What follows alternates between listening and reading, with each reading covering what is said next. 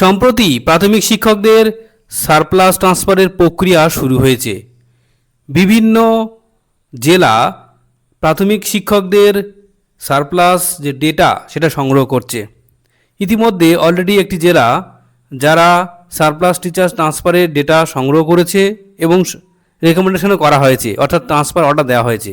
কিন্তু পরবর্তীকালে আবারও নতুন করে এই প্রক্রিয়া বন্ধ রাখারও নোটিশ দেওয়া হয়েছে। তো চলুন বন্ধুরা বিস্তারিত দেখে নেওয়া যাক। দেখুন বন্ধুরা, north 24 Parganas district primary school council, যেখানে দেখুন বন্ধুরা ট্রান্সফার অর্ডার সম্পূর্ণভাবে দিয়ে দেওয়া হয়েছে। এখানে দেখুন টোটাল হচ্ছে 18 জন শিক্ষক শিক্ষিকাকে ট্রান্সফার দেওয়া হয়েছে এবং তারা কোন স্কুলে চাকরি করতেন এবং কোথায় তাদেরকে পোস্ট দেওয়া হয়েছে দেখুন সব দেওয়া হয়েছে এবং মিডিয়াম সমস্ত দিয়ে দেওয়া হয়েছে এবং কোন সার্কেলের মধ্যে, এটা হিঙ্গলগঞ্জ সার্কেলের মধ্যে কিন্তু দেওয়া হয়েছে। এই যে অর্ডার, চেয়ারম্যান যিনি অর্ডার করেছিলেন 16/6/2026 তারিখে। কিন্তু পরবর্তীকালে আবার নতুন নোটিফিকেশন জারি করা হয়েছে এবং সেখানে কি বলা হয়েছে চলুন বন্ধুরা দেখে নেওয়া যাক।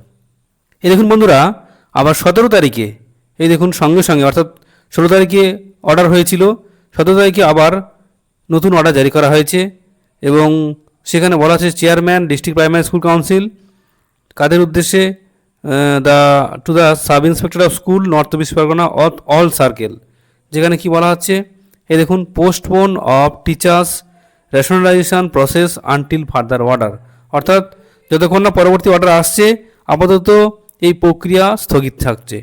এই হচ্ছে গুরুত্বপূর্ণ আপডেট।